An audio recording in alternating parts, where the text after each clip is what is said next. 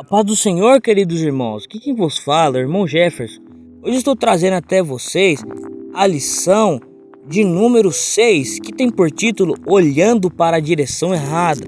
Nosso texto principal se encontra em Salmos 101:3 e fala: Não porei coisa má diante dos meus olhos. Aborreço as ações daqueles que se desviam. Nada se me pegará. Agora vamos para a leitura bíblica em classe, que se encontra em 2 Samuel 11. Primeiro nós vamos ler do 1 ao 5, depois o 14 e o 15. E no final nós vamos pular para o 26 e o 27. Dado as explicações, vamos à leitura.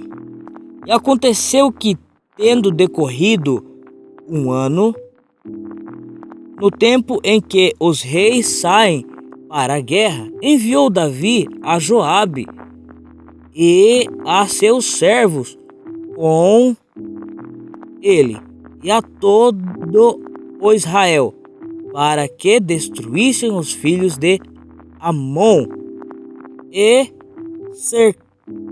cercassem Rabá. Porém Davi ficou em Jerusalém. E aconteceu a hora da tarde que Davi se levantou do seu leito e andava passeando no terraço da casa real, e viu do terraço a uma mulher que se estava lavando, e era esta mulher muito formosa à vista. Enviou Davi e perguntou por aquela mulher, e disseram: Porventura não é esta Batseba, filha de Eliã e mulher de Urias o Heteu? Então enviou Davi mensageiros e a mandou trazer, e entrando ele se deitou com ela. Então voltou ela para sua casa. E a mulher concebeu, e enviou e fê-lo saber a Davi, e disse: Pejada estou. E sucedeu que, pela manhã, Davi escreveu uma carta a Joabe e mandou-lhe por mão de Urias. Escreveu na carta, dizendo: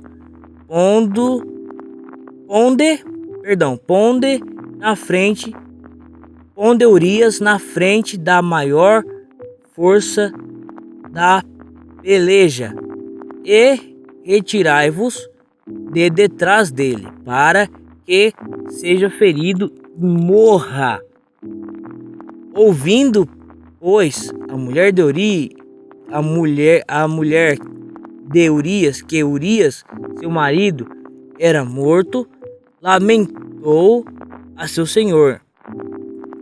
E, passado o luto, enviou Davi e a recolheu em sua casa, e lhe foi por mulher a ela lhe deu um filho. Porém, essa coisa que Davi fez pareceu mal aos olhos do Senhor. Se a leitura não ficou bem explicada, os irmãos me perdoem, que é um texto um tanto complexo, né? A escrita dele é um pouco diferente, mas espero que ele tenha ficado bem compreensível para os irmãos. Introdução. A forma como olhamos as coisas que nos cercam, como também a ocasião em que estamos, pode ser um meio pelo qual seremos tentados. Precisamos estar vigilantes, pois a ocasião e lugar não podem se tornar um elemento que facilite a ação de Satanás em nossas vidas. Tópico de número 1. No tempo da guerra ocioso. Ao estudarmos a respeito da tentação e queda de Davi, precisamos dizer que, na época, ele não era um jovem com pouca experiência de vida, e sim um rei coroado e experiente em batalhas.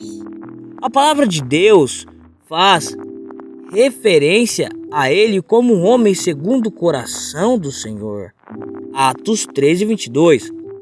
Em seu histórico, Davi tinha diversas vitórias contra os seus inimigos, vários livramentos da parte de Deus, um hábito de consultar ao Senhor para tomar certas ações e o fato de congregar sobre sua liderança homens desajustados, transformando-os em valorosos. Some-se a esta lista o fato de trazer de volta a arca de Deus para Jerusalém e de buscar fazer com que o povo adorasse ao Senhor. Ele também foi chamado de poeta, compositor e profeta. Davi, sem dúvida, tinha habilidades e era dono de um currículo diferenciado para um rei daqueles dias. Antes de dar procedimento ao seu plano, Davi pergunta a algumas pessoas do palácio quem era aquela mulher e disseram que era Batseba, filha de Eliã e mulher de Urias o Heteu. 2 Samuel 11:3, onde a gente leu. Ele soube que ela tinha uma família e um marido. Mesmo assim, em suas informações, não frearam o ímpeto do rei. Ele envia mensageiros para falarem com a mulher, a fim de que ela fosse para o palácio onde o rei esperava. Ali Davi consumou um dos seus pecados. Os irmãos perdoem que eu estava gravando aqui, passou uma moto fazendo um som. Os irmãos me perdoem de verdade. Tópico de número 3. Consequências da ação de Davi. Davi era um homem segundo o coração de Deus. E tal verdade significa duas coisas. Que ele era uma pessoa que fazia o possível para agradar a Deus, que amava ao Senhor e que havia sido escolhido por ele para uma grande obra, e que mesmo sendo segundo o coração de Deus, Davi era um homem. Isso significa que ele estava sujeito a situações que poderiam deixá-lo vulnerável, e foi justamente isso o que o fez cair. Ser um homem ou uma mulher de Deus não tira de nós a nossa humanidade e a tendência a fraquejar. Por isso, precisamos vigiar sempre, como nos alertou o Senhor Jesus. Vigiai e orai, para que não entreis em tentação. Na verdade, o espírito está pronto, mas a carne é fraca. Conclusão: a tentação de Davi nos mostra que ninguém está imune aos desejos do coração e que um momento de falta de vigilância é suficiente para manchar toda uma história de vida. Também aprendemos que certos pecados têm consequências duradouras e mortais e que podem ser evitados se, ao invés de estar ociosos, estivermos fazendo o que fomos chamados para realizar. Precisamos fixar o nosso olhar naquilo que Deus espera que façamos. Meus irmãos, esta foi a nossa aula de número 6. Espero que ela tenha ficado bem clara.